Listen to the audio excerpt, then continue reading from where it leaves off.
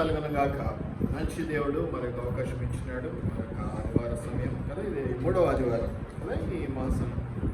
సజీవ లెక్కలో ఉంచబడ్డాం. దేవునికి వందనాలు చూపిస్తూ ఉన్నాం. అనేక మందికి లేదు భాగ్యం మనకి ఇచ్చినాడు. లోకమంతా కూడా అనేకమైనటువంటి ఇరుకులు, ఇబ్బందులు కదా, చిన్న చిన్న పదే ఏమన్నంటే ఎండ తీవ్రత ఎక్కువగా ఉందండి, సన్స్ట్రోక్ కొట్టిందండి, పనులు ఎక్కువైనాయండి, అది జరిగిందండి. ఎక్కడ చూసినా కూడా లోకంలో ఎవరి నుంచి కదిలించిన కష్టాలు, కన్నీళ్ళు, శ్రమలు, ఇరుకులు, ఇబ్బందులు చెప్తూనే ఉంటారు. నాకు నెమ్మది, నాకు శాంతి, నాకు బలము, నాకు సంతోషం ఉంది అనేది చాలా తక్కువ మంది చెప్పడం జరుగుతూ ఉంటుంది. అసలు లేరని చెప్పొచ్చు, కాకపోతే ఒకరిద్దరు ఉన్నారు అనుకుంటే మంచిది. మనం గమనించినట్లయితే శ్రమల కాలంలో ఉన్నాం కదా, మరి కలియుగం అంటాము, లేదా కృపాయుగంలో ఉన్నామని మనం అనుకుంటూ ఉంటాం. దేవుడు దయ చూపిస్తూ ఉన్నాడు అంటూ ఉన్నారు. సో ఏదేమైనప్పటికీ కూడా శ్రమల గుండా వెళ్తూ ఉన్నాం, శ్రమల కాలంలో ఉన్నాం. శ్రమల కాలం అంటే ఏడేళ్ళ శ్రమల కాలం యేసు ప్రభు వచ్చినప్పుడు వచ్చే అవి కాదు. జనరల్గా కూడా బయటికి వెళ్తే ఏదో ఒక ప్రాబ్లం, ఇంటికి వస్తే ఏదో ఒక ప్రాబ్లం, మనశ్శాంతి లేకపోదు, సమాధానం లేదు కదా, ఎక్కడ చూసినా ఏదో ఒక అలజడి, ఇరుకు, ఇబ్బంది కదా. కొంతమందికి పనులు లేవు, కొంతమందికి పనులు అంటే ఆదాయం లేదు, కొంతమందికి ఆదాయం అంటే అది సరిగా దొరకట్లేదు.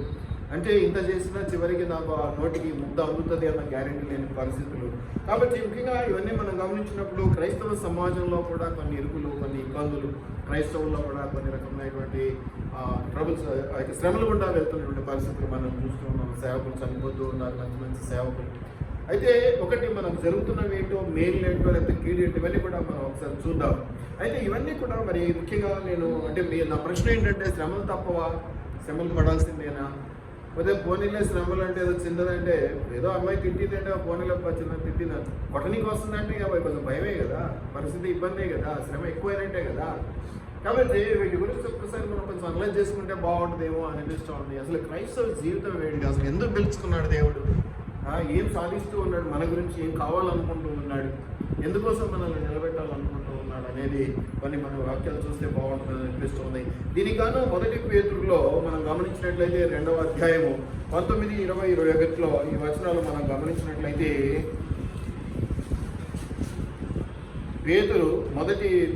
పేతురు రాసినటువంటి మొదటి పత్రిక 2వ అధ్యాయము 19, 20, 21 వచనాల్లో మనం చూసినట్లయితే, ఎవడైనను అన్యాయముగా శ్రమ పొందొచ్చు, దేవుని గూర్చిన మనస్సాక్షి కలిగి దుఃఖము సహించిన ఎడల అది హితమగును. ఇది గురించి మళ్ళీ మాట్లాడుకుందాం. 20వ వచనంలో కూడా మనం చూస్తే, తప్పిదమునకై దెబ్బలు తిరిగినప్పుడు మీరు సహించిన ఎడల మీకేమి ఘనము, మేలు చేసి బాధపడినప్పుడు మీరు సహించిన ఎడల అది దేవునికి హితమగును. ఇందుకు మీరు పిలువబడితిరి. ఇక 21వ వచనాన్ని మీరు గమనిస్తే, క్రీస్తు కూడా ఏమంట, మీ కొరకు బాధపడి మీరు తన అడుగు జాడలేదు నడుచుకున్నట్లు మీకు మాదిరి ఎంచిపోయాను. మాదిరికరమైనటువంటివి ఎగ్జాంపుల్స్ అంటారు, రోల్ మోడల్స్ అంటారు కదా. మాదిరి అంటే రోల్ మోడల్, అట్లాగే ఎగ్జాంపుల్స్ అంటారు. సో దేవుడు మనకు మాదిరిగా ఉంచిపోయినాడు. ఏమిటి కొన్ని పనులు? ఏమిటి ఆ పనులు అంటే, క్రీస్తు కూడా మీ కొరకు బాధపడి, మీరు ఇంకొకరి ఇంకొకరి కొరకు బాధపడే పరిస్థితి వస్తుంది. కొన్నిసార్లు మీకు మీరుగా బాధపడుతూ ఉంటారు. ప్రత్యేకమైనటువంటి శ్రమల్లో గుండా, ఇరుకులు గుండా, ఇబ్బందులు గుండా వెళ్ళినప్పుడు, అవమానాలు గుండా వెళ్ళినప్పుడు, ఆ క్రషింగ్ పీరియడ్ అనేది ఒకటి ఉంటుంది. ఆ క్రష్లోకి అంటే నలగొట్టబడడం అనేటువంటి స్థితి ఉంటుంది. ఆ నలగొట్టబడుతున్నటువంటి పరిస్థితుల్లోకి వెళ్ళినప్పుడు ఏంటి నాకు తలనొప్పి, ఏంటి నాకు ఈ బాధలు, ఏంటి నాకు ఈ వేదన అన్నటువంటి పరిస్థితి వస్తూ ఉంటుంది. ఇక్కడ మీరు గమనించాలి, ఇక్కడ ముఖ్యంగా ఈ 3 వచనాలు అద్భుతమైనటువంటి రీతిలో మనల్ని బలపరుస్తూ ఉన్నాయి. క్రీస్తు కూడా మీ కొరకు బాధపడి, మీరు ఎందుకు ఈ బాధ ఎందుకు పడ్డాడు? అయ్యా నీ పని చూసుకుని నా పని నేను చూసుకుంటా, ఎందుకు మనకిద్దరికి బాధలు అనేటువంటి పరిస్థితుల్లో లేదట. ఆయన మన కొరకు బాధపడ్డాడట. బాధపడి శిలువ బలియాగం అంటే మనం ఖచ్చితంగా చెప్పుకునేది ఏంటి? ఆ శ్రమలన్నీ ఎందుకు పడ్డాడు? మనకు పాపక్షమాపణ, మనకు రక్షణ కలగజేయడానికని రొమ్ము విరుచుకొని, గుండెలు బాదుకొని, సంతోషంతో ఎగిరి గంతేసి ఉచిత రక్షణ అని వేగేసుకుంటూ పోతుంటాం మనం. మంచిది, తప్పేం లేదు. అయితే అసలైన ఉద్దేశం ఏంటి? ఎందుకు బాధపడ్డాడు అంటే, ఏం చదువు 21వ వచనంలో, క్రీస్తు కూడా మీ కొరకు బాధపడి. ఎందుకు వరకు బాధపడ్డాడంట?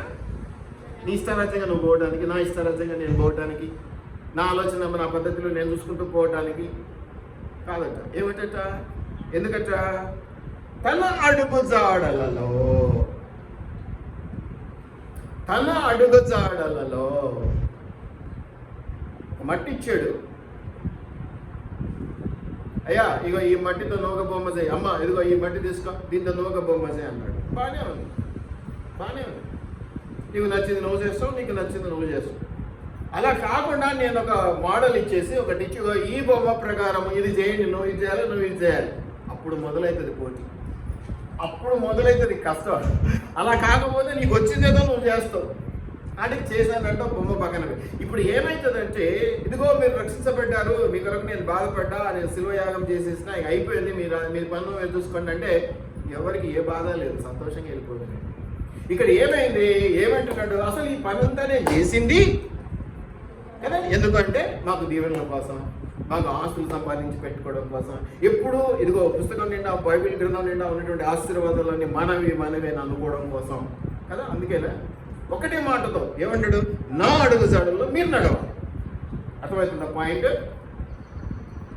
అర్థమవుతుందా? నేను ఒక విషయం చెప్పనా, ఒక ప్రేమికులు ఉన్నారు, ఒక అమ్మాయి బాగా ప్రేమించి ఎండబడుతున్నాడు. ఏమంటది, ఏం ప్రేమరా, నా కొరకు ప్రాణం పెడతావు ససవా అనగానే హీరో ఏం చేస్తాడు, మామూలుగా 4 అంతస్తులు ఎక్కితే బాగుండదని 100 అంతస్తులు ఎక్కుతాడు. ఎక్కి చూస్తావా మరి అంటాడు. చూస్తావా మరి అని ఇక ఈ పిల్ల కరగదని అర్థమైంది. కొంతమంది మొండోళ్ళు ఉంటారు, పలకరు. ఏం చేస్తాడు, దూకుతాడు. సస్తాడు, బాగానే ఉంటుంది. సవకపోతే కాలు చేతులు తిరిగితే అప్పుడు ఈమె రోజు పట్టుకొని హాస్పిటల్కి పోయి అబ్బా ఇంత అనుకోలే అని అప్పటి నుంచి ప్రేమ మొదలై. నేను ఒక విషయం తెలుసున్నా, దేనికోసమైనా మరణించడం అంటే చాలా సులువు అండి. అసలు నేను ఒక మాట క్లియర్గా చెప్పిన, క్రీస్తు కోసం మరణించడం చాలా సులువు, చాలా ఈజీ చచ్చిపోవడం ఆయన కోసం. కానీ బ్రతికి ఉండి ఆయనలాగా బ్రతకడం చాలా కష్టం. అర్థమవుతుంది నా పాయింట్? బ్రతికి ఉండి, నేను నీకోసం చావటం కాదు, నీకోసం బ్రతికి ఉండి నీకు ఇష్టంగా నీ ప్రేమ కోసం నీ కోసం నేను బ్రతకడం అనేది చూస్తారా, అది చాలా కష్టం తెలుసా. నా ఇండివిజువాలిటీ పోతుంది, నిన్ను పరకాయ ప్రవేశం, నీ ఆత్మ నాలోకి ప్రవేశింపజేసుకోవాలా, నువ్వు ఎట్లంటే నేను అట్లా తిరగాలి అంటే నేను ఏమీ ఉండదన్నమాట.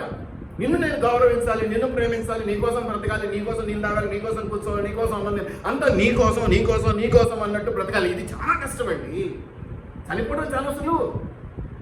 చాలా మంది ఏమనుకుంటారంటే నీకోసం ప్రాణం పెట్టుడు అని, ఈ ప్రాణం పెట్టడం అనేది సులువు అయిపోయింది అనుకుంటా. ఏం లేదండి, అదే చాలా ఈజీ. కానీ నిన్ను ప్రేమించిన నేను నీకోసం, నీకు అనుకూలంగా, నువ్వు చెప్పినట్టుగా నీ ప్రేమ కోసం, నీకు అనుసంధానంలో నీ అడుగులు వేస్తున్నటువంటి నాకు చాలా ఇబ్బంది. ఎందుకంటే నాకంటూ ఇంకేం ఉండదు, నా ఇండివిజువాలిటీ ఏముండదు, నా మనసు అంటే ఏముండదు, నా సొంత ఆలోచన అంటే ఏముండదు. ఇక్కడ మన అడుగు జాడల్లో మనం నడవటం అంటే ఏంటంటే మనకంటూ ఏమనకూడదు, అన్నీ వదిలేసుకొని, అన్నీ వదిలించుకొని ఆయన కోసం, ఆయన చెప్పినట్టుగా ఆయన అడుగులు వేస్తూ నడవడం కోసం ఆయన బాధపడ్డాడు. ఇప్పుడు ఈ బాధలన్నీ కూడా మనకు అదొక ట్రైనింగ్ లాగా వస్తున్నాయి. ఎందుకు వస్తున్నాయి? ఏం ట్రైనింగు? యోగులాగా ఆశీర్వదించబడడానికి కదా, ఇంకేదో దీవెనలు కాదు. ఆయన అడుగులు వేసి నడిచేందుకు చాలా శ్రమ అవసరం కాదు. నీ ఇష్టరాజ్యంగా నువ్వు పోతే అదే పెద్ద ఉండదు కదా, ఏముండదు. కానీ ఆయన అడుగు జాడల్లో నడవడం అనేది చాలా కష్టం. అది నేర్చుకోవడానికి ట్రైనింగ్ ప్రోగ్రామ్ ఇదంతా కూడా. కాబట్టి ఏమంటాడు చూడండి, నడుచుకున్నట్లు మీకు మాదిరి ఉంచిపోయిన ఒక రోల్ మోడల్ ఇచ్చిపోయినాడు దేవుడు. పరిశుద్ధ గ్రంథం నిండా మనకు ఆ మోడల్స్ ఉన్నాయి, ఆ పద్ధతులు ఉన్నాయి. అవి వదిలిపెట్టి ఎంతసేపు మనకి ఏం కావాలి?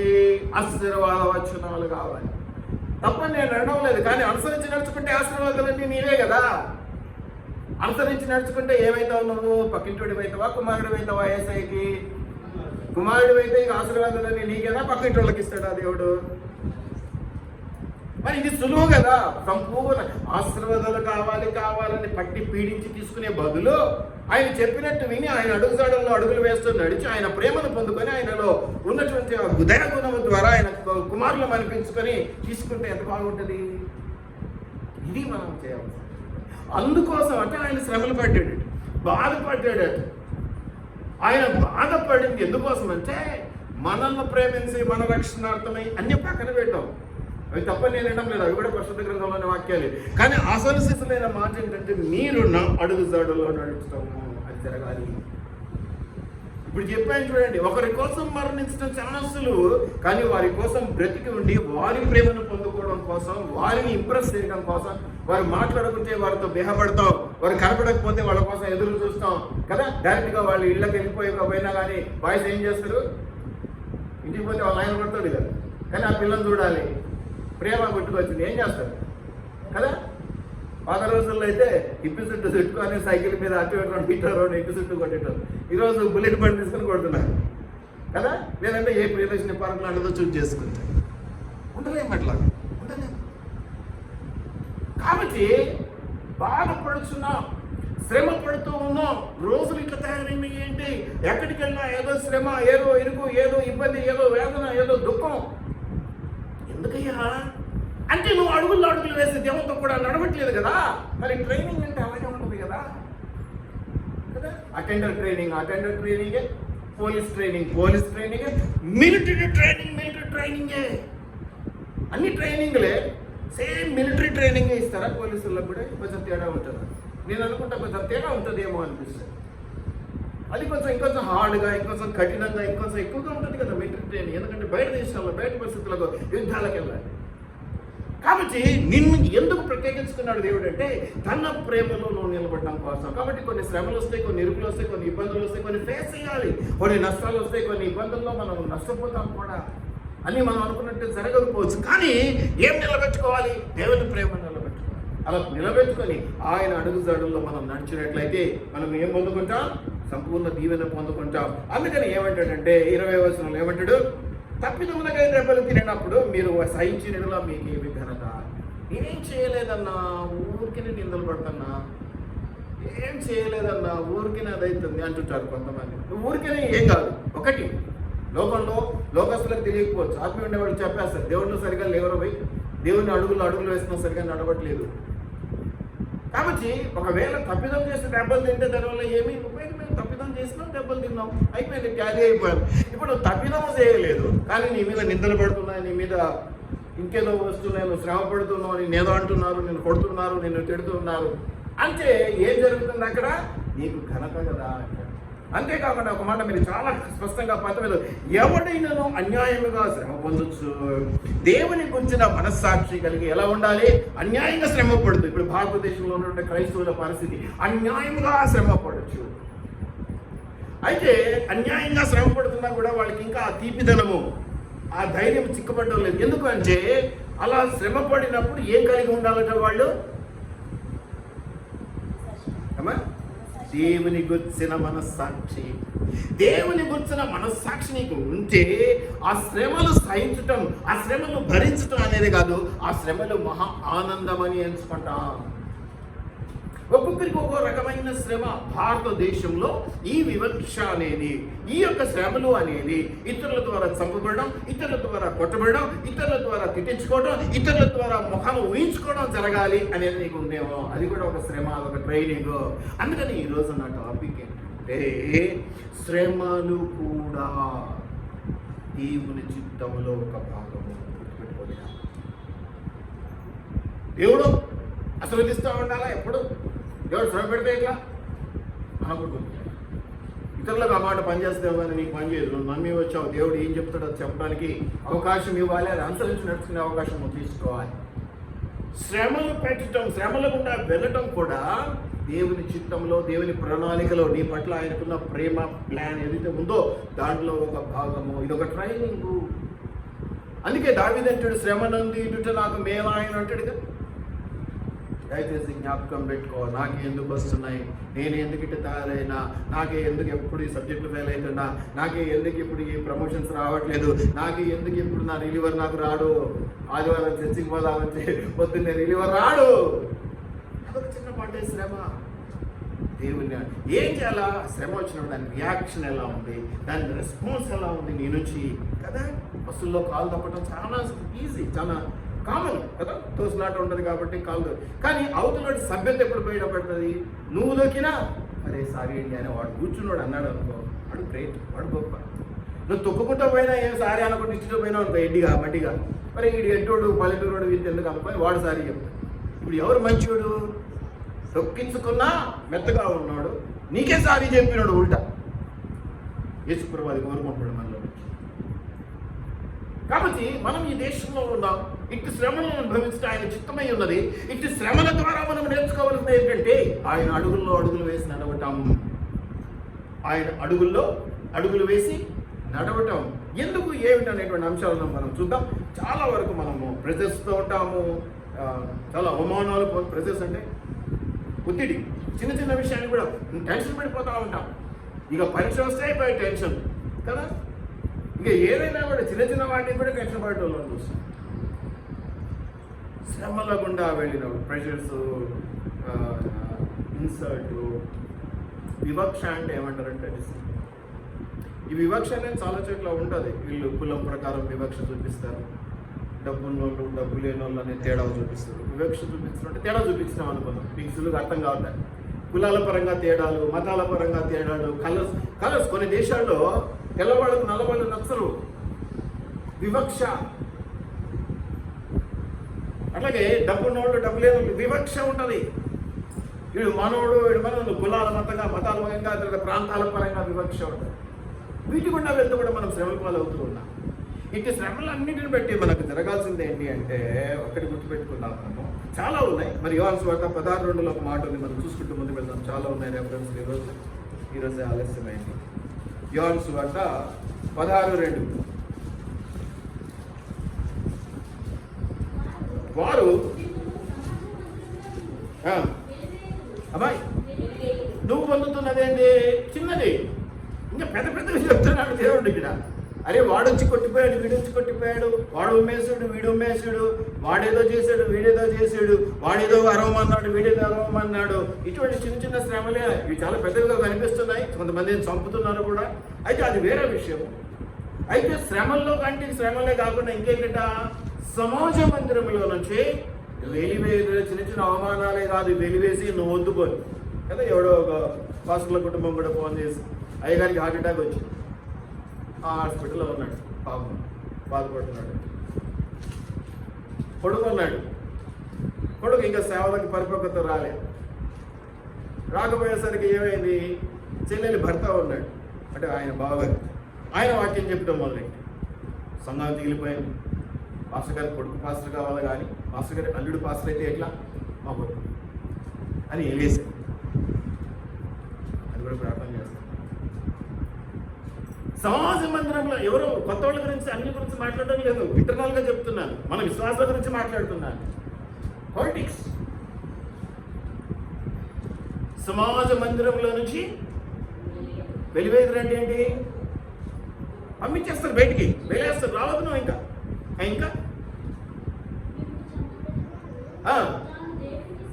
చంపేస్తారు. వెలివేయడమే కాదు, చంపేస్తారు.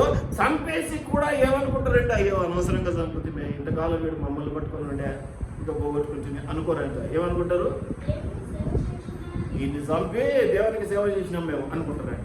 నేను ఈ మాట ఎప్పుడో 10 సంవత్సరాలు కొత్త సేవలకు వచ్చినప్పుడు చెప్పిన, ఒకరినొకరు చంపుకునే కాలం వస్తుంది క్రైస్తవుల్లో. దయచేసి జ్ఞాపకం పెట్టుకోనండి, మనల్ని పిలిచింది దేవుడు ఈ శ్రమల గుండా వెళుతూ ఒక చిన్న ట్రైనింగ్ ఏంటంటే ఆయన అడుగుల్లో అడుగులు వేసే పద్ధతి నేర్చుకోవడం కోసం. దీనికోసం ఎటువంటి శ్రమలు కూడా తీసుకెళ్తున్నాడు దేవుడు అంటే ఇగో సమాజ మందిరం నుంచి వెలివేస్తారు, ఆఖరికి చంపే పరిస్థితి కూడా ఉంటుంది. కాబట్టి డోంట్ వరీ. ఇంకా ఏమంటాడో చూసి అది చంపి కూడా ఏమనుకుంటున్నారు, పశ్చాత్తాపం, నేను ఇబ్బంది పెట్టాను అనే మనస్సు కరగదట. ఏమనుకుంటారు, దేవునికి సేవ చేస్తాడు ఆ మోయిలను చంపి అనుకుంటారట.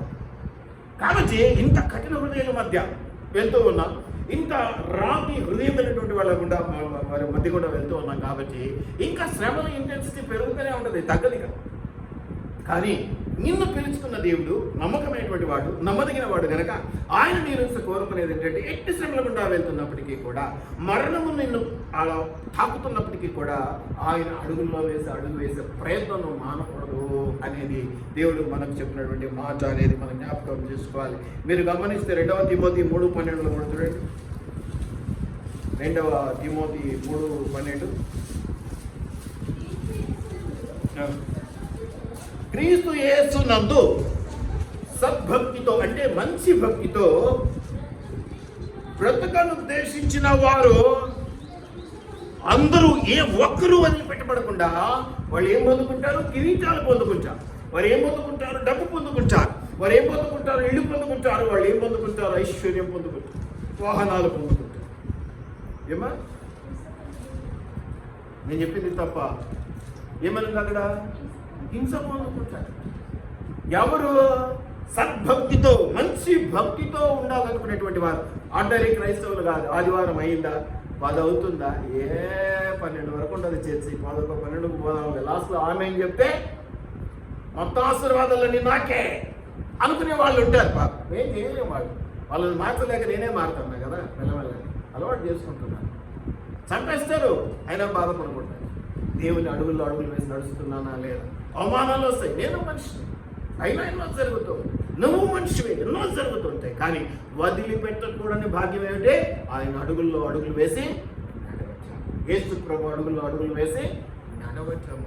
సద్భక్తితో బ్రతకను ఉద్దేశించిన వారు. ఈరోజు నువ్వు హింసల్లో లేవు, ఈరోజు నీవు ఇబ్బందుల్లో లేవు, ఈరోజు నీవు శ్రమల్లో లేవు. వచ్చినా నీకున్నటువంటి జ్ఞానమును వచ్చి కదా, మంచి జ్ఞానవంతుడు. తనకు ఏదైనా వస్తే టక్కు ఇటు కొడతాడు, పక్కడికి వెళ్ళిపోద్ది. ఆ శ్రమ, ఆ ఇరుకు, ఆ ఇబ్బంది సులువుగా తప్పించుకుంటారు. కొంతమంది మాట్లాడుతున్న చాలా బాగుంటుంది కదా, నెత్తి మీద పిడుగు పడుతుంది, అనగానే పక్కకి వెళ్ళిపోతుంది, పక్కింటి వాళ్ళ మీద పడుతుంటారు. సో ఇవన్నీ ఉన్నప్పటికీ కూడా ఏమంటాడు చూడండి, నువ్వు హింసలు పొందట్లేదు, శ్రమలు పొందట్లేదు అంటే ఎలాగూ లేవని నీవు సద్భక్తితో. ఏ ఈజ్గొల్టు బి అంటే బి ఈజ్గొల్టు ఏ కావాలి కదా, అంతేనా కాదా? అంతేనే కాదా? కేజీ పిండి 10 రూపాయలకు కొన్నావమ్మా, కాబట్టి కేజీ పిండి తెచ్చుకునేటప్పుడు 10 రూపాయలు ఇచ్చి వస్తావా, 10 రూపాయలు ఇవ్వకుండా తెచ్చుకుంటావా? అంతే. ఇప్పుడు నువ్వు హింసలు పొందట్లేదు, శ్రమలు పొందట్లేదు, అవమానాలు పొందట్లేదు, ఎవడు నిన్ను ఏమనట్లేదు అంటే నీవా భక్తి పరుడవు కావు. నువ్వు యేసు ప్రభు భక్తిలో లేవు. అలాగని అనుకోని అందరితో కొంచెం డబ్బులు ఇస్తావు, 10 రూపాయలు, 4 తిట్లు తిట్టిపోవా అని అనిపించుకోవడానికి కాదు. అది కూడా చెప్తాను వాక్యం. చాలామంది ఏంటంటే అట్లా అంటున్నారు కదా, అట్లా అంటే నేను సద్భక్తితో లేను అంటే కష్టం కదా, 2 తిడితే నేను కొంచెం సద్భక్తిలో ఉన్నట్టు అనుకుంటారు. ప్రేమైనటువంటి దేవుని పెట్టారా, పేతురు, యాకోబు కదా, ఇద్దరు పట్టబడ్డారు, జైల్లో వేయబడ్డారు. యాకోబును తల నరికారు. కొంచెం పెద్ద శ్రమ, పెద్ద కష్టం కదా, తల నరికేసి. పేతురు బయటపడ్డాడు. కాబట్టి ఇప్పుడు నువ్వు యాకోబు చాలా భక్తిపరుడు, అందుకే శ్రమ పెరిగి తల నరికేశారు. పేతురు అంతంత మాత్రమే, అందుకే బయటపడ్డాడు అని అంటే అవుతుందా? అసలు శిష్యులు 12 మందిలో సాధారణ మరణం పొందినటువంటి వారు ఎవరు? ఒకే ఒక్కడు. ఎవరు అంటే ఈ మిగతా 11 మంది కంటే కూడా ఈయన భక్తి తక్కువ. ఎందుకంటే సద్భక్తితో ఉన్నటువంటి వాడికి హింసలు కలుగుతాయి. ఈయనకి హింస తక్కువ కలిగింది, ఇంకా ప్రాణం నిలబడింది కాబట్టి ఈయన సద్భక్తితో లేడని అన్నామా? అలా కాదు. మన మనస్సాక్షి చెప్తుంది కదా, మనస్సాక్షి చెప్తుంది. నేను చెప్పిన 2 ఎగ్జాంపుల్స్ అర్థమైనాయా మీకు? వాళ్ళు తక్కువ హింసలు పొందారు కాబట్టి సద్భక్తులు లేదు. వాళ్ళని మనం పోలిక తీసుకోలేము. కష్టాలు పెరిగినప్పుడల్లా నేను యోబునన్నా, అందుకే నాకు ఎక్కువ కష్టాలు అనడానికి వీల్లేదు. నువ్వు యోబువు కాలేవు. కాబట్టి ఈ రోజులు చాలా గట్టుగా ఉన్నాయి. అనేకుల ద్వారా, అనేక విషయాల ద్వారా మనం హింసించబడుతూ ఉన్నాం, శ్రమల పాలు అవుతూ ఉన్నాం, నిందల పాలు అవుతూ ఉన్నాం, కొట్టుమిట్టాడుతూ ఉన్నాం. చెయ్యని దానికి, చేసిన దానికే కాదు, చెయ్యని దానికి సైతము అనుభవిస్తూ ఉన్నాం. వీటన్నిటి యొక్క సారాంశం ఏమిటి? ఎసెన్స్ ఏంటయ్యా అంటే నీవు సద్భక్తితో ఉండాలని, నీవు దేవుని అడుగుజాడల్లో, యేసయ్య అడుగుజాడల్లో అడుగులు వేసి నడవాలి. ఆయన ప్రేమతో నిన్ను పిలుచుకున్నాడు, నిన్ను ఆశీర్వదించే దేవుడే. కానీ నిన్ను మొదట తనకు అనుకూలంగా నేను నిన్ను ఆశీర్వదించాలంటే మొదట ఒక్కటన్నా నేను చెప్పిన పని చేయాలి కదా, ఒక మాటలో నా మాట వినాలి కదా. నేను ఒక్కటి కూడా వినను, నాకు ఇచ్చే ఆశీర్వాదాలు నాకు ఇవి అంటే అవుతుందా? దీనికి మళ్ళీ అబ్రాహాముని ఎగ్జాంపుల్ తీసుకున్నాం కదా. వేసావు ఇసాకు ఏమన్నాడు? ఏసేపు యాకోబు అంతా మోసంతో ఎంతో తీసినానికి పోతే ఏషా వచ్చేస్తే ఏం లేదురా, ఒక్కటి కూడా లేదురా. ఆశీర్వాదాలన్నీ అలా కొట్టుకొని పోతా ఉన్నాను జనాలు. నువ్వు యథార్థంగా ఉన్నావు, నువ్వు స్వచ్ఛంగా ఉన్నావు, నిజమైన ప్రేమ కోసం ఎదురు చూస్తూ ఉన్నావు, ప్రభువు యొక్క కృప కోసం ఎదురు చూస్తున్నావు అంటే నీకేం మిగులుతుంది? ఎక్కడ చూసినా వెనకడు. చర్చిలోనే, బయట ఎక్కడో మీటింగ్స్లో కాదండి. బయట మీటింగ్స్లో వాళ్ళంతా లోకల్లో ఉన్నటువంటి వాళ్ళు కాబట్టి నిన్ను దోసేసి వాడు స్టేజ్ ఎక్కాలని, నిన్ను దోసేసి వాడు ఏదో పెద్ద పేరు తెచ్చుకోవాలని తాపత్రయపడుతూ ఉంటాడు కదా. ఏ ఎమ్మెల్యేనో ఎంపీనో వచ్చారనుకోండి, పట్ట పగ్గాలుండవు. ఒకవేళ ఇప్పుడే వచ్చారనుకోండి, నన్ను మీరు పాస్టర్ని కూడా చూడరు, పక్కకి వేసేస్తారు. మీరు పోయి ముందు నిలబడతారు ఫోటోలు దిగడానికి. కాపరి కంటే ఎంపీ ఎమ్మెల్యే గొప్పోళ్ళే కదా, డబ్బులు పెట్టుకుని ఇస్తారు కదా. కాపరి ఏమిస్తారు? ఏమి ఇవ్వండి. ఇటువంటివన్నీ చూస్తూ ఉంటాం, అవమానాలు చూస్తూ ఉంటాం, విరుకులు చూస్తూ ఉంటాం, శ్రమలు చూస్తూ ఉంటాం. ఇన్ని వాటిల్లో కూడా మేలైనది ఏమిటి అంటే ఆయన అడుగులు వేసినట్టు ప్రయత్నం. కాబట్టి ఇట్టి శ్రమలను సహించడం ధన్యత అనేది మీకు చూపిస్తాను. మీరు గమనిస్తే ఇటువంటి మాటలు అనేకం ఉన్నాయి. లూకాసు వార్త 6:22 త్వరగా చాలా ఉంది. లూకాసు వార్త 6:22.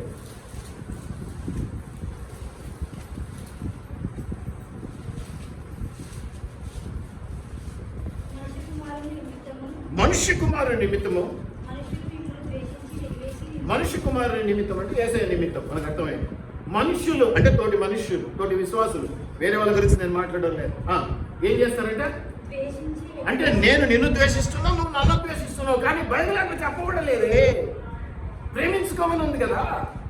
ఒకరినొకరు ప్రేమించుకోండి, గద్దించుకోండి, హెచ్చరించుకోండి, ఉన్నతిగా చూసుకోండి.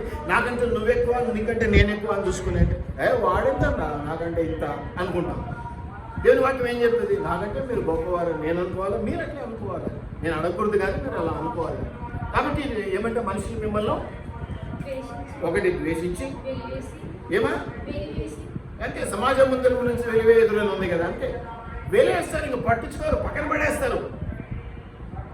నువ్వొద్దు, నీ ప్రార్థన వద్దు, నీ పని వద్దు, నీ మాట వద్దు అన్నట్టు. మనమేమో ప్రయాసపడుతుంటాం వారికి ఏదో మేలు జరగాలి. వెలివేసి మళ్ళీ దీంతో సరిపోదు. అంటే ఏ రకమైన శ్రమలు వస్తాయో సద్భక్తితో బ్రతుకలు ఉద్దేశించిన వారికి, దేవుని అడుగుజాడుల్లో అడుగులు వేసి నడవాలనుకునేటువంటి వారికి ఏం జరుగుద్దో ఒకసారి ఎందుకు వస్తేరా నమ్ముకొని అని బాధపడుతున్నారు. దానివల్ల ఉపయోగం లేదు. సద్భక్తితో బ్రతుకలు ఉద్దేశించిన వారు ఇంకా ఏంటంటమ్మా? ద్వేషించి, వెలివేసి, నిందించి, అబ్బా డేవిడ్ శేఖర్ పాస్టరా,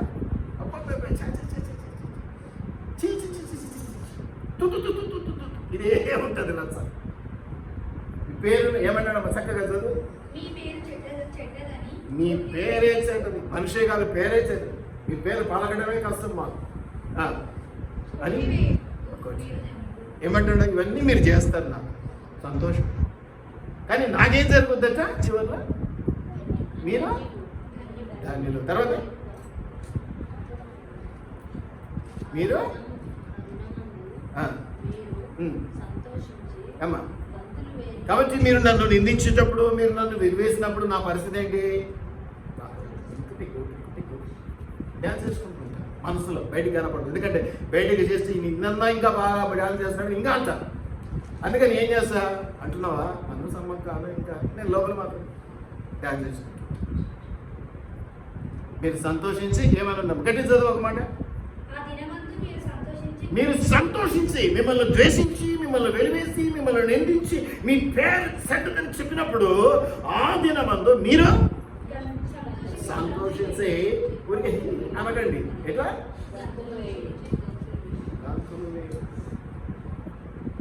సినిమా పాటలకు కాదు గంతులు వేయాల్సింది. అవతలోడు తిడుతుంటే మనం గంతులు వేయాలి.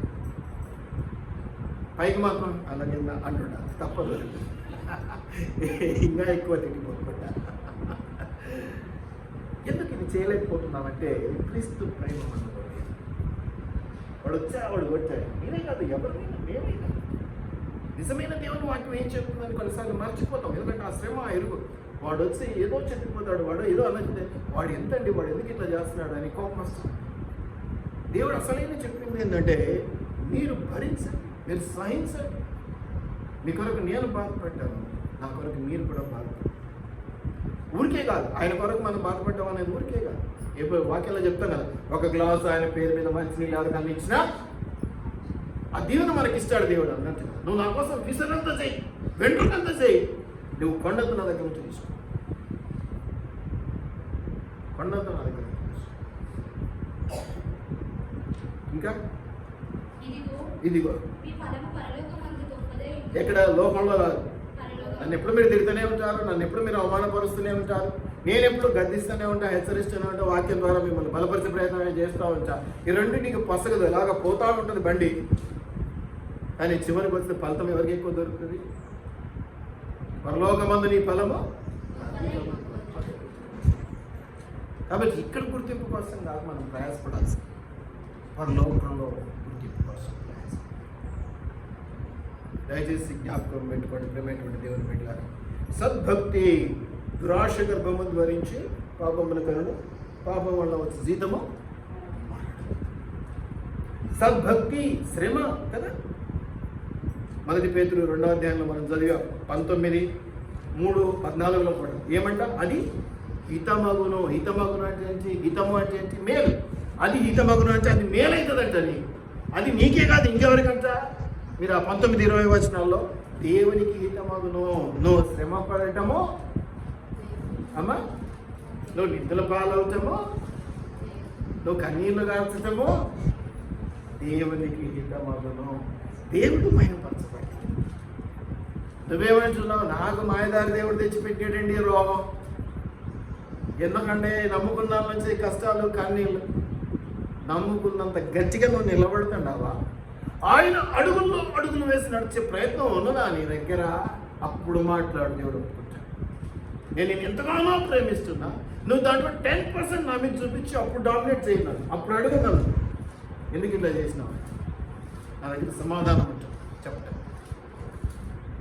నువ్వేమో అడుగులో అడుగు వేయవు, కానీ నువ్వేమంటావు? నమ్మాను అంటావు. ఇది నమ్మటమా లేకపోతే అసలు దేవుడిని నువ్వు వాడుకుంటున్నావో ఆ దేవుడు నిన్ను వాడుకునే ప్రయత్నం చేస్తావు? మీరు ఒక్కసారి గుండెమే చేసుకొని చెప్పండి. దేవుని చేత నేను వాడబడుతున్నానా? దేవుని నేను వాడుకుంటున్నా? ఆశీర్వాదం కొరకు ప్రయాసపడుతూ ఉన్నానా? దేవునికి ఆశీర్వాదకరంగా ఉండటం కోసం ప్రయాసపడుతూ ఉన్నానా? ఆశీర్వాదం కావాలి, ఈ ఆశీర్వాదం కావాలని ఆశపడుతూ ఉన్నారా? నేనే అనేక మందికి ఆశీర్వాదకరంగా ఉండాలన్న దేవుని సంతోషం కొరకు నేను నిలబడాలని నిశ్చయించుకున్నాను.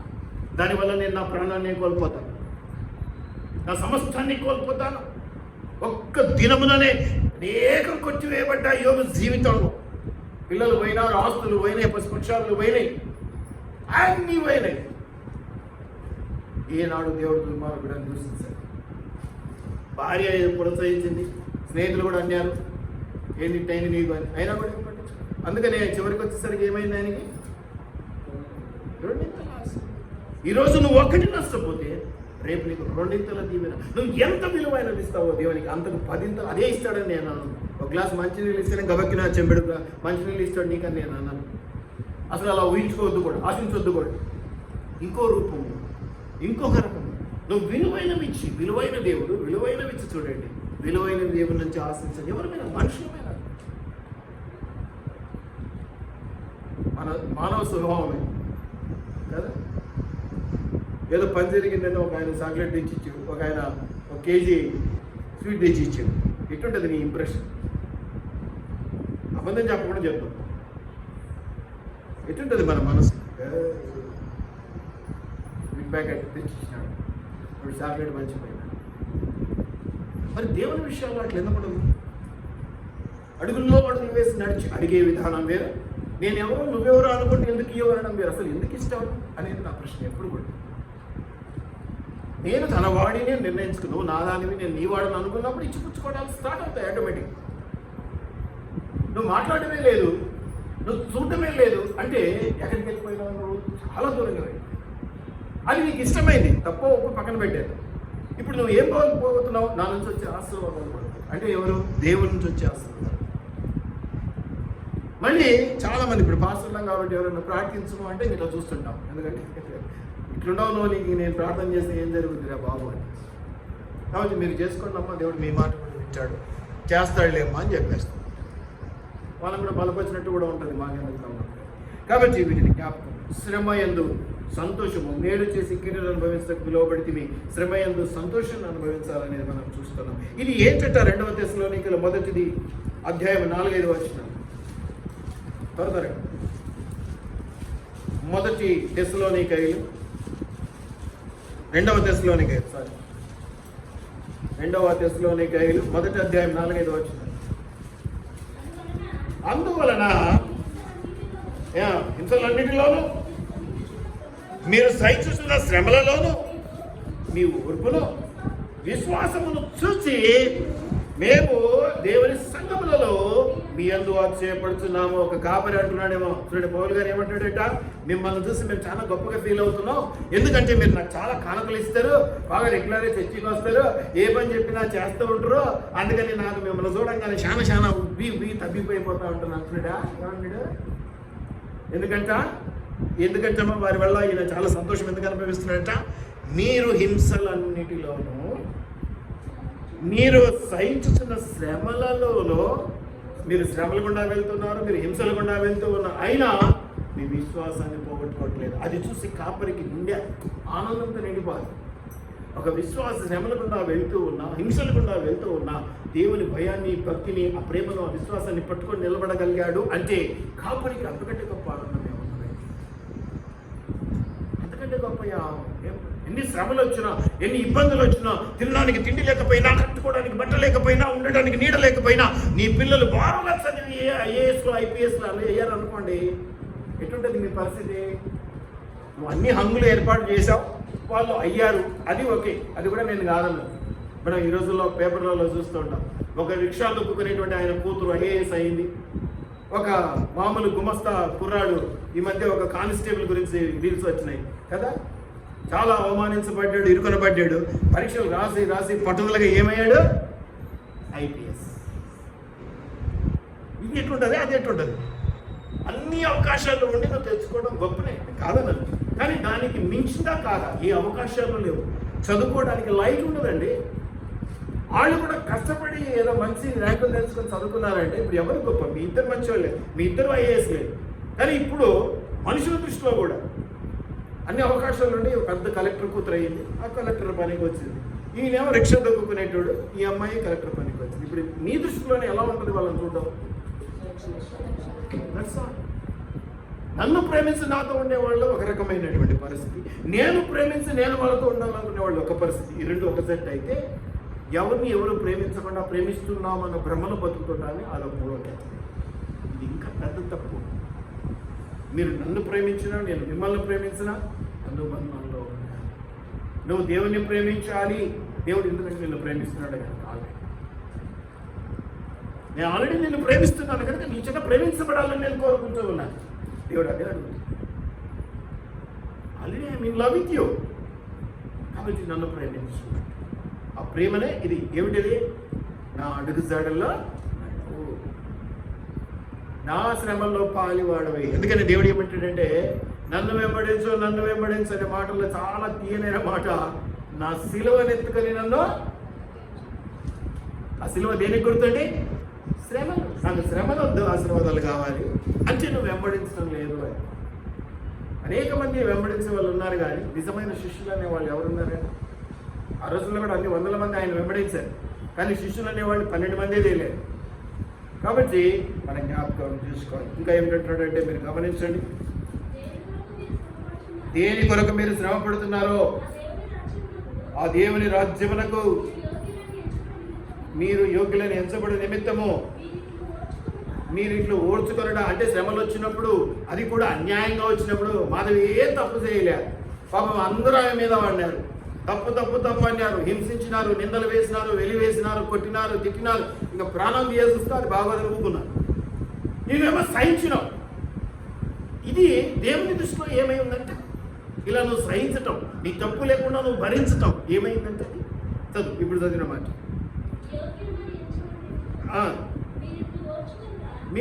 నువ్వు ఇట్లా ఓర్చుకోవటం నీ దృష్టిలో నువ్వేమంటావు? ఏం తప్పు చేయకుండా నన్ను అన్నారు, ఎంత అన్యాయం కదా సార్, ఎక్కడుందండి సార్ న్యాయం? నేను ఏమైనా చేస్తే నన్ను అంటే పర్వాలేదు సార్, పడతా, నేనేమి చేయకుండానే నన్ను అన్నారు సార్, నన్ను కొట్టినారు సార్, నా మీద నిందలేసినారు సార్ అని చెప్తుంటారు కొంతమంది. నీ దృష్టిలో అది అన్యాయం, అంతేనా? కానీ దేవుని దృష్టిలో ఏమంటుంది?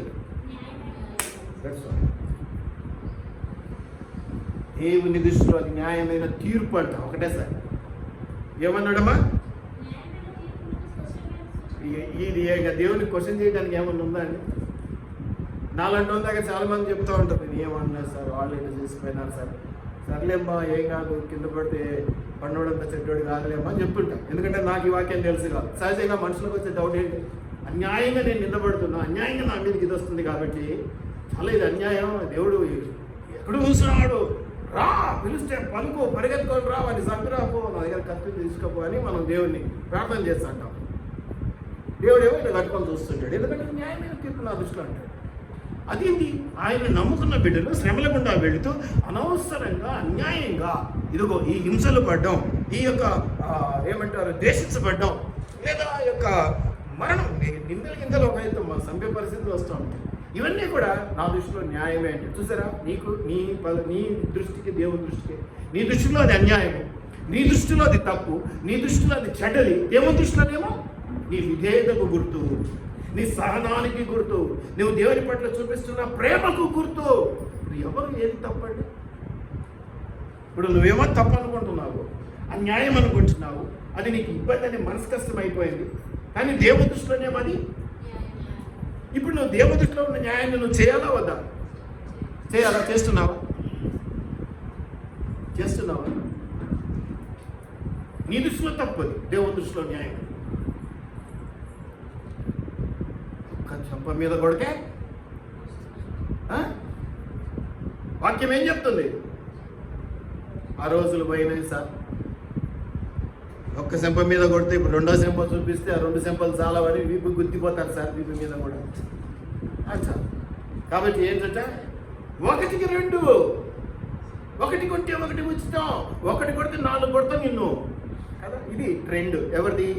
నేను అందుల గురించి మాట్లాడడంలా, నీ గురించి నా గురించి మాట్లాడుతుంది. ఈ పరిధిలో ఈ మందిరాలలో, నేను బయటి మందిరాల గురించి కూడా మాట్లాడాలా, బయటి విశ్వాసాల గురించి కూడా మాట్లాడాలా, ఓన్లీ గాడ్ అన్బట్టి చర్చలో కూర్చున్నటువంటి ఈ విశ్వాసాల గురించి, కొత్త విశ్వాసాల గురించి కాపరేటువంటి నా గురించి నేను చెప్తాను.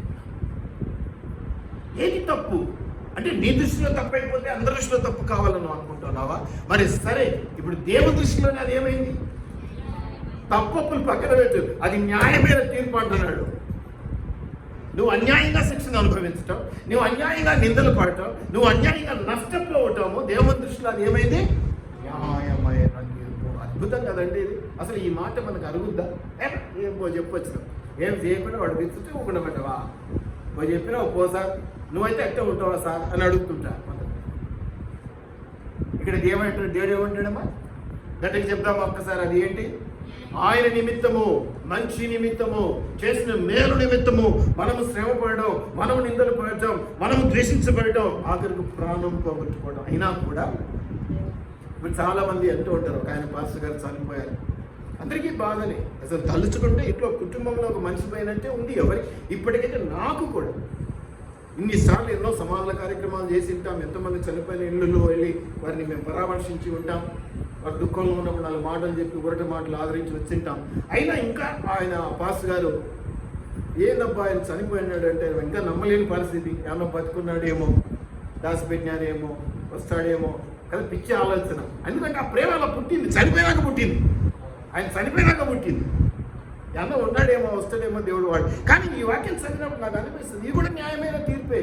ఆయన బ్రతికుంటే ఎవరికి తెలిసేవాడు కాదు, చనిపోయిన తర్వాత ఎంత పాపులర్ అయ్యిండు, ఎంత ఐక్యత వచ్చింది ఆయన వల్ల. క్రైస్తవుల్లో ఎప్పుడు కొట్లాడుకునే క్రైస్తవుల్లో సరే, కొంతమంది దుర్మార్గులు దాన్ని కూడా అవకాశానికి వాడుకునే వాళ్ళు ఉంటారు. ఎవరైతే ఏమన్నా ఎక్కడైనా ఉంటుంది చెడు, అంతా కోడి కూర పిక్క తింటాం. ఎప్పుడన్నా కొన్ని వచ్చినారంటే లివర్లో ఏదో కొంచెం నల్లది ఉంటుంది, ఏమైంది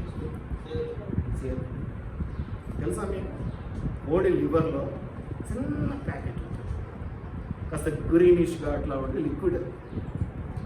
అన్న చేదన్నాడు, మేము చిన్నప్పుడు విషం అనేవాడు. అది కోస్తే మొత్తం చేదైపోద్ది కోడి. చాలా జాగ్రత్తగా తీసి పక్కన పడేస్తారు. నువ్వు ఎంతో ఇష్టంగా తినేటువంటి అంత మంచి కోడిలో కూడా చిన్న విషయం. ప్రతి మనిషిలో ఉంటుందండి బలహీనత. ఈ బలహీనత నాకు బలం, నా బలహీనత నీకు బలం, ఇద్దరం కలిసి ఇంకొకటి బలం, వాడు మనకు బలం. అదే కదా యూనిటీ. ఈరోజు ఆయన మరణం వల్ల ఎంత యూనిటీ వచ్చింది, ఎంత గొప్పగా క్రైస్తవ సమాజం చెప్పుకుంటూ ఉంది. దయచేసి జ్ఞాపకం పెట్టుకోండి, ఇవన్నీ కూడా మనం గమనించుకోవాలి శ్రమల విషయంలో. తర్వాత యాకోబు 1వ అధ్యాయం 2-3 వచనం త్వరగా చదవండి. చాలా పెద్ద టాపిక్, త్వరగా ముగించారు. యాకోబు 1వ అధ్యాయం 2-3 వాక్యం.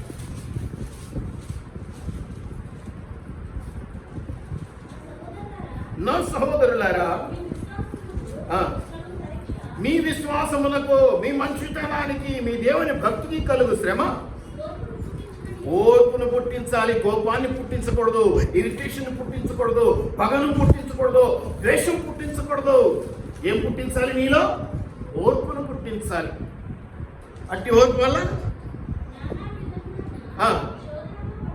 నానా విధములైనటువంటి శోధనల గుండా, శ్రమల గుండా మీరు వెళ్తూ ఉన్నప్పుడు మామూలు ఆనందం కాదట, మహానందం అని.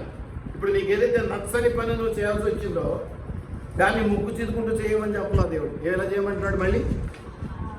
ఏది? అవును, దేవుని చిత్తమేమో ఇది, దేవుని ఆలోచన ఇదేనేమో నా పట్ల, నేను ఈ విధంగా వాడబడవలసి ఉన్నదేమో దేవుని పనిలో. అది మంచిదా చెడ్డదా అనేది కాదు, ఉడిచే పని తుడిచే పని అనే కాదు, వడ్డించే పని అని విస్తరలు, ఎత్తే పని విస్తరలు, వేసే పని అనేది కాదు అక్కడ. దాన్ని కూడా ఎలా ఎంచుకోమని ఉంది? You have to treat that work. ఆ శ్రమ ఎలా ఎంచుకోవాలి? మామూలు ఆనందం కాదు, మహానందం అని ఎంచుకున్నాడే.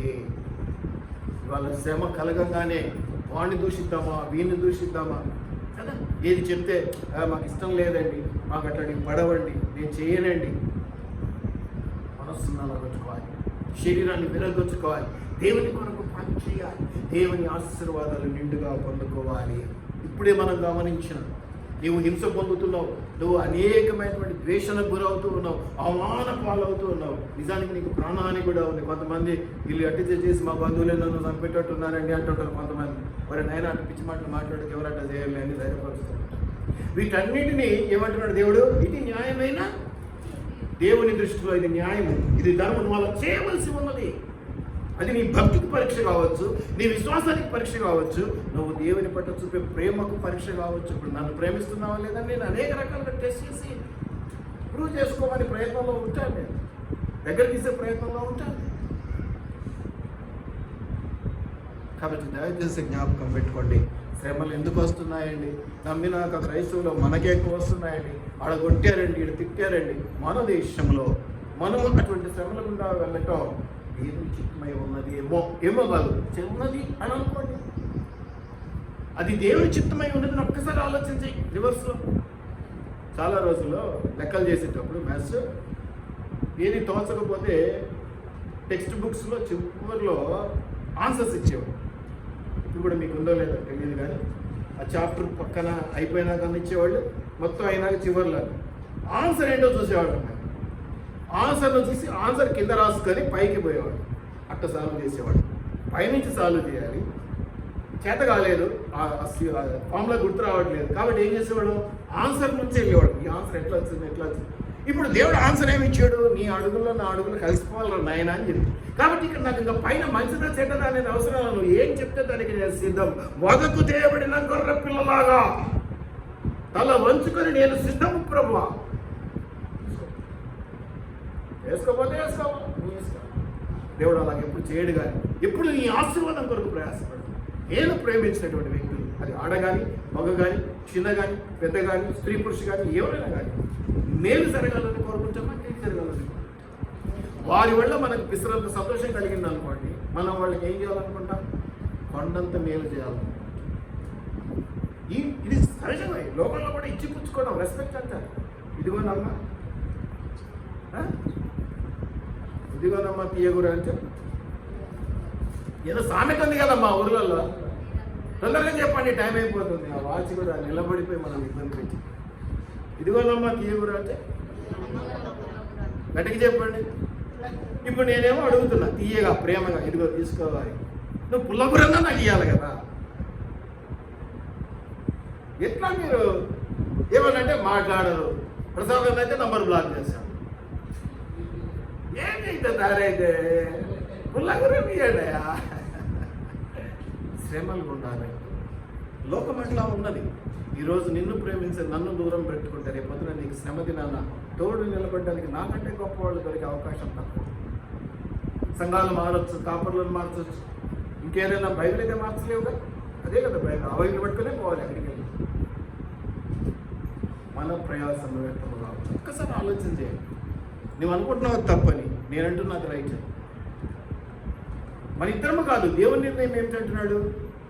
ఒకటే పదం కనిపిస్తుంది అక్కడ, న్యాయమైన. నువ్వు శ్రమలు అనుభవించడం దేవుని చిత్తంలో న్యాయం. కాబట్టి వీటిని జ్ఞాపకం చేసుకుందాం. శ్రమ అంటేనే భయపడితే మన కొరకు అన్ని శ్రమలు అనుభవించిన యేసయ్య పిల్లలం కాలేదు. గుర్తుపెట్టుకో, అది తప్పు అనుకుంటే నాతో దగ్గర నువ్వు పెంచుకోలేదు. యేసయ్య శ్రమలు మనకు వద్దు అనుకుంటే యేసయ్య పిల్లలుగా ఉండేటువంటి అర్హత మనం పొందుకుంటామా? స్థితి పొందుకుంటామా? శ్రమలు వద్దు కదా. మమ్మీ డాడీ శ్రమలు మనకు వద్దు, నువ్వు ఏమన్నా చేసుకో. 10 ఇళ్ళలో కాకపోతే 20 ఇళ్ళలో పని చేసుకో. పొద్దున పోయి సాయంత్రాన్ని కాకపోతే రేపు రా. నాకు అన్నం పెట్టావా, అది బిర్యానీ పెట్టావా, నాకు ప్యాకెట్ మనీ ఇచ్చినావా బండి మీద తిరగడానికి, ఇవే నాకు కావాలంటే ఎటువంటి అమ్మా పిల్లల విషయం. ఎంత ప్రేమించిన పిల్లలైనా, నిన్ను నేను ప్రేమిస్తున్నా, నీ నుంచి నాకు పిల్ల కూడా కావాలి. కనీసం అది మినిమం ధర్మం ఇచ్చిపుచ్చు. దేవుడు అదే ఆశిస్తున్నాడు. దేవుడు ఏమడుగుతున్నాడు? అడుగుతాడల్లా నడవడం. కాకపోతే ఏమడుగుతాడు?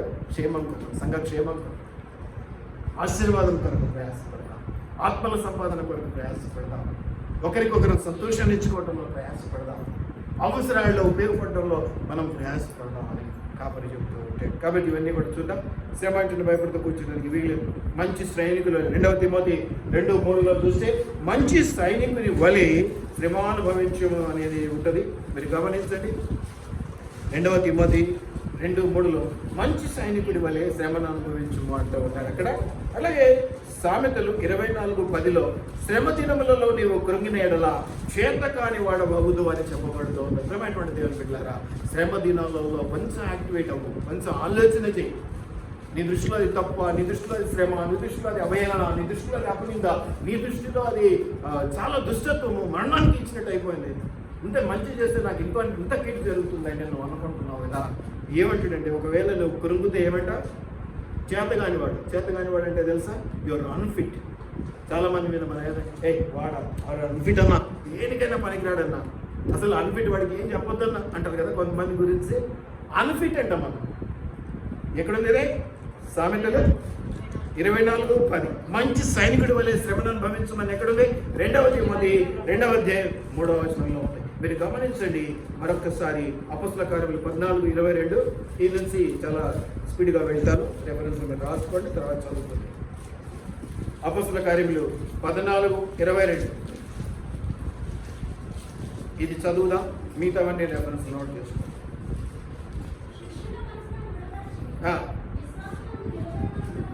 అమ్మా, విశ్వాసమునందు నిలకడగా ఉండవలెనని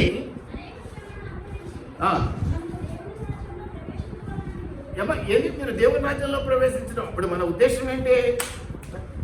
కనురెప్ప పాటలో దేవుడు తీసుకుపోతాడు, 2 ఇసురుతూ ఉంటారు, ఒకరు ఉంచారు, ఒకరు మాయమైపోతారు. ఆ మాయమైపోయే వాళ్ళలో మనం ఉండాలి. ఎందుకు మాయమైపోయే దగ్గరికి?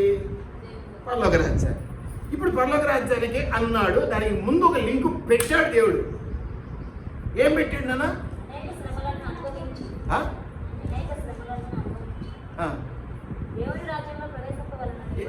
అనుభవించి అంటే అనుభవించిన తర్వాత పరలోక రాజ్యమా? అనుభవిస్తూ పరలోక రాజ్యమా? పరలోక రాజ్యానికి పోయినాక అనుభవిస్తావా? నువ్వు ఈరోజు ఈ కష్టాన్ని, ఈ శ్రమను నువ్వు ఇక్కడ అనుభవించకపోతే మీరు పరలోక రాజ్యంలో ప్రవేశించడం కొంచెం కష్టం. డౌట్. మీరు శ్రమలు అనుభవించిన తర్వాత పరలోక రాజ్యం. ఈ శ్రమ, ఈ ఇరుగు, ఈ ఇబ్బందులు ఫేస్ చేయకపోతే you are not going to get the benefit of the final అనమాట. ఫైనల్ డెస్టినేషన్ ఏందో దేవుడు ఏది ఇచ్చాడో అది నువ్వు పొందుకోలేదు. మీరు శ్రమలను అనుభవించి ఏం చేయాలట? తర్వాత దేవుడి రాజ్యం, పరలోక రాజ్యం అన్నీ ఒకటే కదమ్మా. సరే, ఒకటే అనుకుందాం ఇప్పటికి, చిన్న మనకు అర్థం కానీ. సో ఇప్పుడు ఏమంటున్నాడు ఆయన? మీరు శ్రమలను వద్దనుకొని పక్కన పెట్టేస్తే మీరు పరలోక రాజ్యంలోకి వెళ్ళిపోతారు. అనుభవించి, ఇది గుర్తుపెట్టు. ఏ శ్రమలు ఉండబుద్ధి కాలే, పోతా బలం ఎక్కువ ఉందని ఆ పిల్లర్ను పట్టుకొని గట్టిగిట కొట్టే లెక్క చూస్తున్నారు, కొంచెం కాలు ఎగిరేయచ్చని. ఏమైంది? చేతి ఎముకలు ఇరిగినాయి. పక్కున నవ్వింది సమత. ఇంకా వచ్చి అవమానం, ఏదో సమత ఇంప్రెషన్ కోసం హీరోలని కొడితే ఈ పిల్ల నవ్వేనే నా కానీ అవమానం. ఇప్పుడు వీటన్నిటిని బట్టి దేవుడు శ్రమల గుండా ఎదిగాను అని చెప్పుకుంటే మంచిదేనా? నీకు జిల పుట్టి నువ్వు గీరుకున్నావు, నీకు శ్రమ వచ్చింది. నేను సద్భక్తితో బతుకను ఉద్దేశించిన వాడిని, నేను దేవుని అడుగులు వేసేవాడిని కాబట్టి చెయ్యి ఇరిగింది, సమతానికే నది అని అంటే ఎంతవరకు బాగుంది? వీటి గురించి చెప్పట్లే, ఇట్లాంటి శ్రమల గురించి ఎవరు మాట్లాడు. అది మీకు ఇక్కడ ఏదో పురుగు పుట్టి పోయిందని.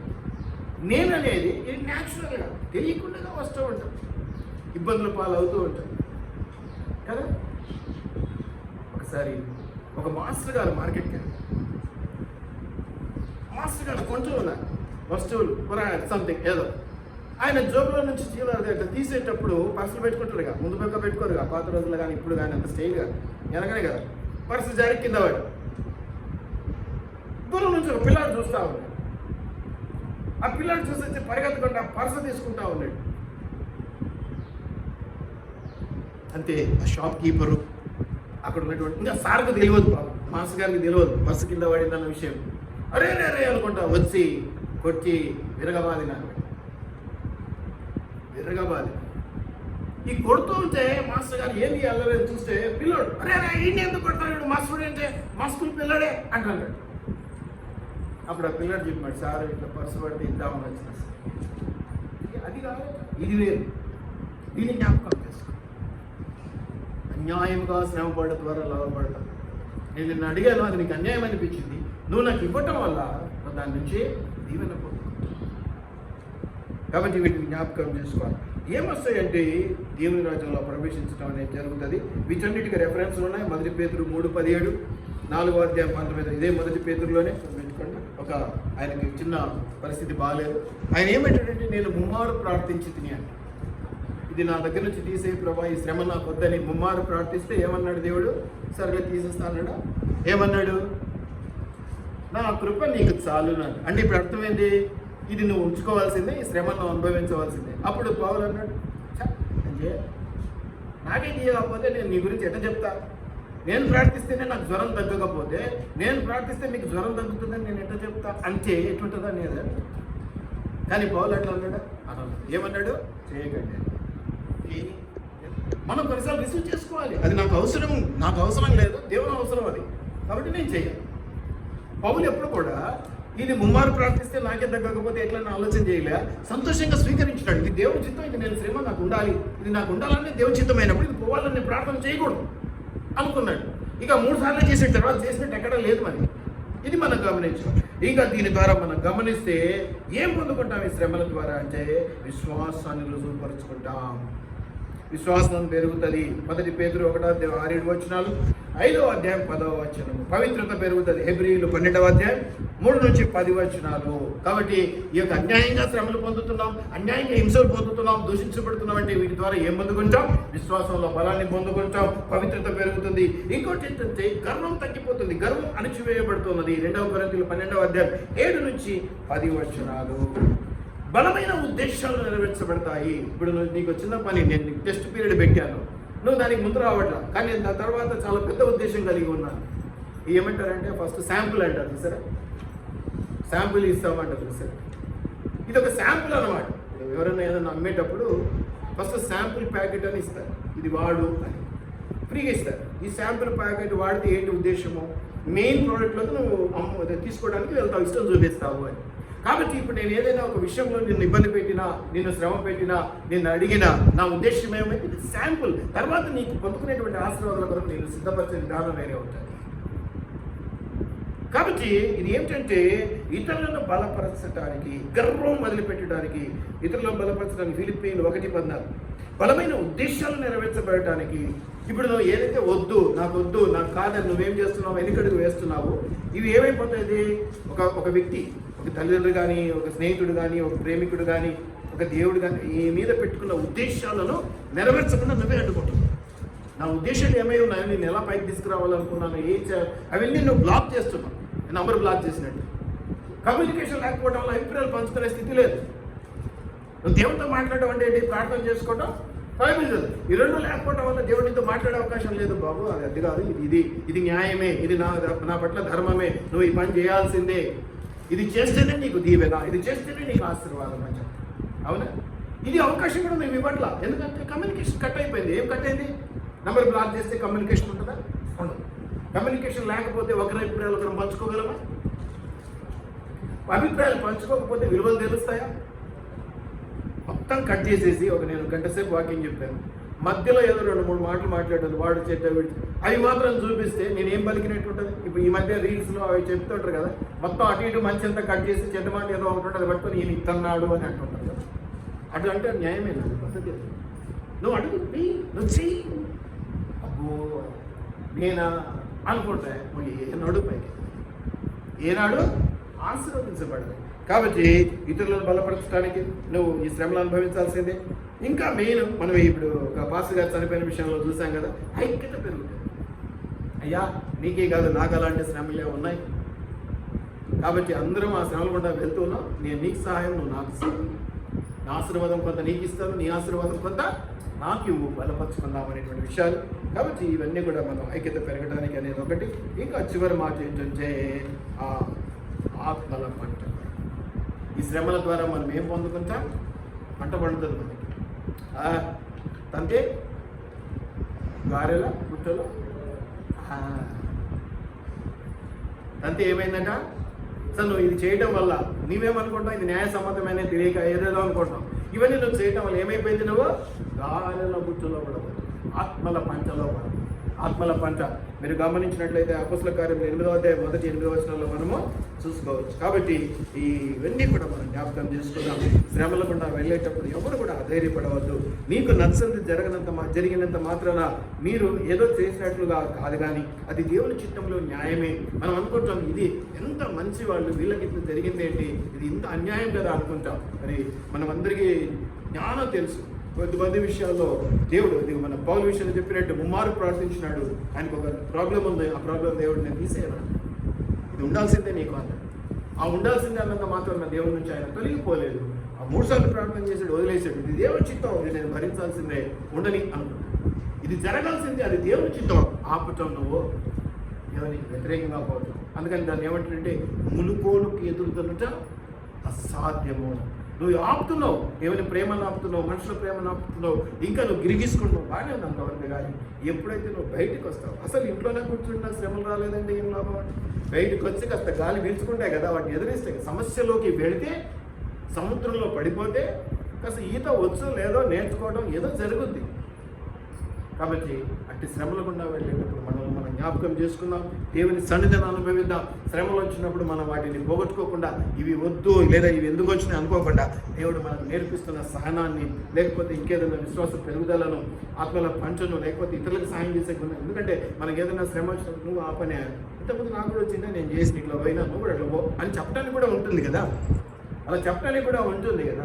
ఇతరులను బలపరచడానికి మనం ఎక్కువ శ్రమల గుండా వెళ్తేనే ఎక్కువగా ఇతరులను బలపరచగలం. ఒక కాపరిగా నేను మీకంటే ఎక్కువగా శ్రమల గుండా వెళ్తున్నప్పుడు నాకు ఎందుకు వచ్చినా, నేను కాపరిని ఇంతమందికి నేను ప్రార్థన చేస్తున్నాను అనుకోవడానికి లేదు, ఇంకొంతమందికి నేను ఈ సహాయం చేయగలుగుతాను, ఆత్మల బలాన్ని ఇవ్వగలుగుతాను, ఇదిగో ఇలాగా ప్రేరేపణ ఇవ్వగలుగుతానని నమ్ముతాను. కాబట్టి దేవుడి యొక్క ఆశీర్వాదం ఉంటుందనే విశ్వాసంతో ప్రార్థన చేసుకుందాం. ప్రభా నీకు వందనాలు, తండ్రి నీకు వందనాలు, నా రాజా నా రక్షక నీకు వందనాలు.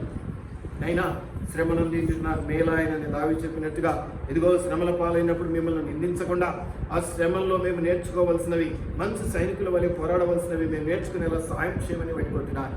మంచి విశ్వాసం కలగ చేయమని వేడుకుంటున్నాను. మంచి నీ కృపను పొందుకుంటకు కృపలై చేయమని వేడుకుంటూ ఉన్నాను. అయ్యా అద్భుత దీవెన ఆశీర్వాదముల ద్వారా మమ్మల్ని బలపరచమని వేడుకుంటున్నాను. ఇదిగో నాయన నా తండ్రి, ఇటు శ్రమల ద్వారా కుటుంబం వేయబడి మేలు మీ బంగారంగా మార్చబడి నీ సన్నిధిని అనుభవిస్తూ ఈ లోకంలో అనేకులకు నాయన మంచిని బోధించే వరకు మేము ఉండుటకు ఈ క్రైస్తవ సమాజమును నాయన బలపరిచి న్యాయం జరిగించమని నజరేయుడైన యేసు నామములో అడిగి వేడుకని ప్రార్థిస్తూ ఉన్నాం మా పరలోకపు తండ్రి. ఆమేన్.